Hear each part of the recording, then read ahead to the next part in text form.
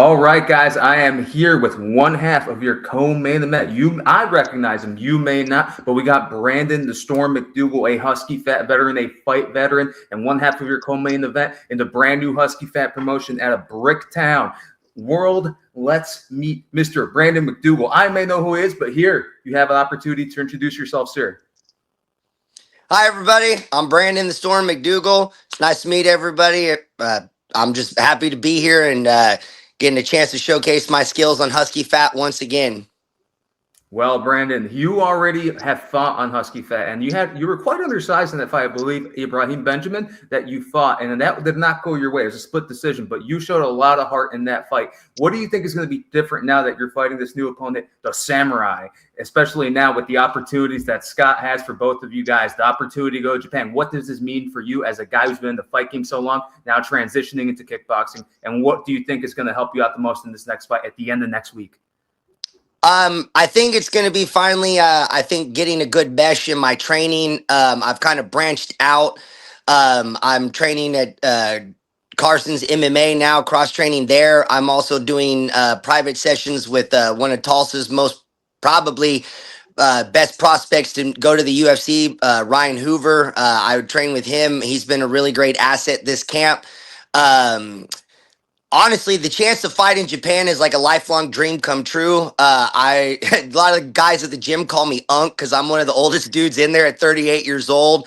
I grew up actually reading Inside Kung Fu and all those type of magazines, idolizing the K1 guys of old, like Ernesto Hughes, Mirko Krokov, Shimmy Slits, Andy Hoog, the late Andy Hoog, I should say. And then like I was really surprised as I got older, with Masato and a lot of the Japanese guys and stuff like that. So honestly, it'd be a lifelong dream coming true to get the opportunity to go to Japan and finally get to be there in the K1 arena if that does come to fruition. Because I know Scott's been working really well. I was there. My brother fought and unfortunately lost on the road to Tokyo. Granted, he's 135, not 155, but he unfortunately lost that fight. And I was really in awe of that whole show he had on. That road to Tokyo was a really great show. I think he had a lot of really great fighters on there. So yeah, I really would love the opportunity to finally fulfill a lifelong dream and goal of mine. And absolutely, and you have a good match, and hopefully against Josh Douglas, you're a little bit evenly matched. Both of you have not had things go your way in Husky Fat. He lost previously as well, so it's a good matchup in that regard. Not to mention you both have that experience behind you. Now, here's the thing about that. You brought up the experience in kickboxing. Kickboxing is a sport that's pretty niche here to us, right? You're talking about Japan, Europe, and you, even though the guys may call you Unc, but guess what? The last thing that goes is that grit and that power, and that thing doesn't go away till we're dead. So let those kids know who's boss. You're the guy in the Husky Fat card. But when it comes to that sort of thing, being on with Scott Jones, being with Husky Fat, a big opportunity that even if the opportunity to not go to Japan arises, there is still a big thing you can win. The road to Tokyo, the tournament, the Husky Fat belt, there's an official ranking system now. So even if one doesn't make it to Japan, you can still be #1 in America. Why? By winning that Husky Fat title, either as amateur or as a pro. So what would it mean to you if you win this fight and you climb up those top 5 rankings, if you one day capture that Husky Fat title and say, hey, I may be old, but I'm also the best kickboxer in this country right now? Honestly, kickboxing is really my background. I started in traditional martial arts, and when I actually started fighting back in the day, my coach primarily taught me Dutch style kickboxing. I would say more American style Dutch kickboxing than true Dutch kickboxing, as I found out as I've gotten older. But the opportunity just to even possibly be ranked #1 in the fight world, I think is a huge opportunity for us all.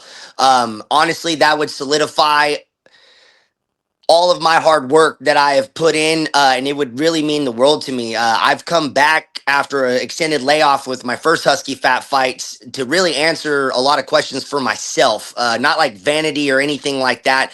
I'm like I said earlier, I'm 38 years old. I've been doing the martial arts consecutively for 35 years. I really hope now, finally getting the mesh in my camp and everything, I think now, and having this great opponent with the Samurai Douglas is a really good opportunity. Up until his last fight, he was undefeated and he was the amateur. I think he still His last fight wasn't a belt fight, if I'm not mistaken.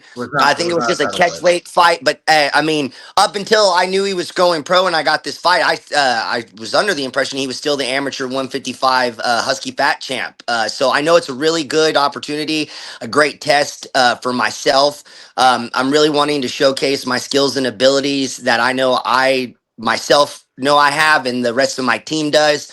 And again, just the possibility of even being ranked number one in the United States as a kickboxer is huge because, like you're saying, it's still really a niche sport. I mean, even though it's been very popular since the PKA days, the Professional Kickboxing Association, for back in, I think, like as early as the 70s and 80s and stuff like that, to now we are in 2026. I would love that opportunity 100%. I think it would also add to my dad lore. So my kids would not just be like, what are all these old videos and trophies hanging up in the shop or in my little home gym type stuff. So honestly, I'm thoroughly excited. I'm finally getting to do all the things I wanted to do. Scott puts on a hell of a promotion. I've been trying to get on his promotion all last year. It just didn't seem to work out. So I mean, if I could get a chance at crack at the 155 title, I've even tried to get tell him I'd even be willing to move up if it had to be, for whatever I could do to finally get myself into the ranking system. And honestly, that's news to me, which even makes this way more exciting. I mean, that's really kind of given me some extra go juice, for this last couple week heading into, fight week coming up. And not just that, like you said, you're a student of the game, and not to mention you've been doing this for so long. You're referencing stuff when you weren't even alive. I'm 9 years younger than her. I'm 29, and I knew about these PKA days because one of my coaches here in Illinois also competed during that. But as a guy, as an individual, as a man, from boy to man to now, and especially since you grew up during the advent of MMA, you got to see the early MMA, like the first UFC card. Yeah, what does it mean to you to see like this sport that is remarkably niche in the United States, and as opposed to Japan, as opposed to Europe, as opposed to other parts of Asia, now make its not really debut, but more, because you can argue that it started here with the pajama pants karate, the PKA, the pajama pants, the Benny Urquidez, the Joe Lewis's, those areas. There's another old classic.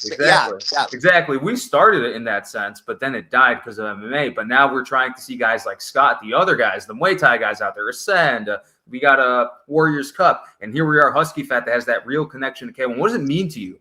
Growing up, probably watching Ben Urquidez fight the Jackie Chan in the movie, to seeing MMA, the UFC, and now we're circling all the way back here, and you see this full force attempt to resurrect the sport in America, and here you are being a part of it and chasing the belt as a dad, as a guy who's seen it all, lived it all, just these generations. What would it mean to you as to live this life, to just get this win and know, hey, the dream's still alive. We can get that belt. I can get my John Cena Spinner Husky Fat belt, and we can keep the dream going. How does it feel just thinking about that?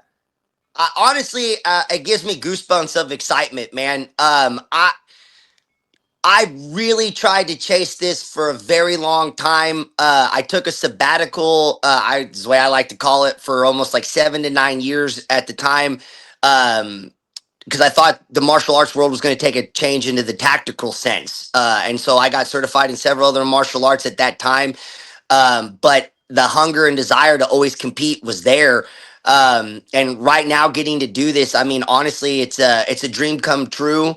And the possibilities, I mean, honestly, it's hard to even put into words, because it's literally been, like I said earlier, one of my hugest life goals, to be a reputable, recognized name in the fight sport community, especially in kickboxing.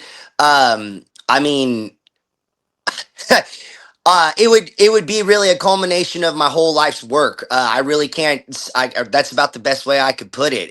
It would really mean the world to me to be able to finally showcase my abilities and skills in those arenas, and show everybody that some small town boy that had a dream once is now able to make that fruition. From, like you said, from a boy to a man, now to a dad.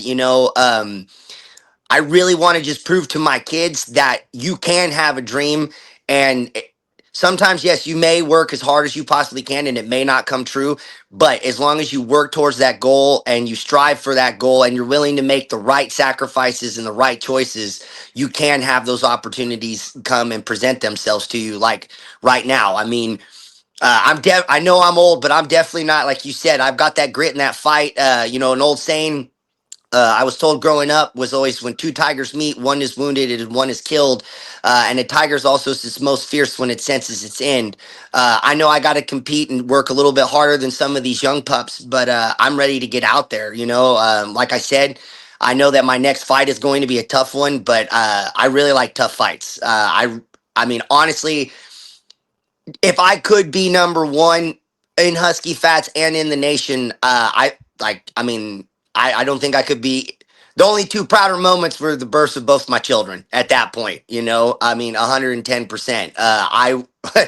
Yeah, I feel like I'm stumbling and repeating myself on that one. But yeah, No. really, that would literally be probably the third proudest moment of my life, to be the number one in the United States and to represent Husky Fat. I was originally born in California, but I've grown up here in Oklahoma my whole life practically. So as an Oklahoma boy and a Midwestern guy, it'd be really awesome to do that, especially from Tulsa, which is a really big martial arts community, but I don't really think outside of like wrestling or MMA we're really known for much. Now I get that there's been several great boxers that have come out of Oklahoma. And then as you mentioned, XFN earlier, Mr. Dale Cook was another guy born and bred here in the state. So I would love to join the names of those guys, in the history books. Absolutely. A nice Father of the Year speech there. That's exactly what Husky Fat needs. You need characters of all kind. When you watch a good comic book or a good story, pro wrestling storyline, no one cared about Ric Flair being old. They cared about his woo. And as long as you got that woo, and as long as you got it in it, as long as you chase the big fights, fortune does favor the bold. But there's two things I'd like to ask. We're talking about traditional kickboxing here. But Scott and the Husky Fat guys are trying to revolutionize the game the way One Championship does for Muay Thai. Would you ever be interested in doing small gloves, basically MMA, without the clinch, and just swinging away in those 4-ounce gloves, especially as a guy with an MMA pedigree? Would the kickboxing rule set in the small MMA glove entice you, or does the traditional style of kickboxing, is that more where you want to stay? 100%, either one. I would love to get down. I would love to do small gloves Muay Thai like they do in 1FC. Honestly, I was just watching that before this podcast. That stuff I think is amazing. I really wish that was more popular here. I think that would actually really help kickboxing and striking arts in the U.S., to really get it out there to the masses. But yes, I would 110% absolutely bang down in small gloves, puffy gloves. I'm even crazy enough. I'd love to do a rope glove fight if they let us do it like they do it in Thailand. Thailand, yeah. But all right. And I think I got a good understanding. We got a good understanding who Brandon the Storm McDougal was, the kickboxer. Now, what we want to see is the analytical mind. What do you see in your opponent, Josh Douglas? And what do you think are your keys to victory against someone like him? Again, both of your fights didn't go your way, but you both put on a hell of a fight. And Josh is a very talented guy, a little bit younger than you. So what do you think is unless you're not willing to share, but what do you think is your number one path to victory? And what do you think you can exploit to either get the finish or win in dominant fashion? What do you think is your path to victory, Brandon? I think my path to victory is trying to really, like I've been doing this whole camp, and getting back to my Dutch kickboxing roots. Josh is very, very quick, very light on his feet. He mixes his combinations very well. I can tell he likes to switch stances. To say that I haven't probably obsessed over watching all the fights that I could find online would be a bold-faced lie. Excuse me. I really think I'm going to have to pressure him and fight a smart pressure game. His last fight did not go his way. And I think that was because, unfortunately, he was forced to fight off the back foot and he kind of got chopped up a bit. I know that was almost probably, I think, 5 to 6 months ago. So he's definitely had some time to change. I know he trains down at the War Room, and they have a great group of guys down there and a great coach. I've never trained there personally or know the coach, but again, from doing enough cyber stalking, I can tell that they're really working out and well down there. But honestly, I think it's probably excuse me again, getting in his face and trying to be real smart, not going too crazy, because I know he's going to want to try to be real slick with it and then try to mix in his combinations with that. Don't allow him to get at range so he can set up those combinations and kind of play pitter patter from what I've seen. Um, not to say that he probably doesn't have some power, but I don't believe he has a single finish on any of his records. I believe one of his Husky Fat fights that I watched, the commentators were really big on how his style can be demoralizing to people by just getting hit over and over again and getting picked apart. But I don't plan on letting this be an easy fight for him. I plan on biting down on that gum shield hands high and getting in there and fighting smart. I really think the keys to my victory is fighting him with some Dutch style kickboxing, really trying to push that pace on him, get him on his back foot. I really don't have a problem saying that right now. There's only about, I think, 9 to 8 days before the fight. So there's not much that they can do or train or that they're going to be able to change up by this interview. So I'm not really too worried about that.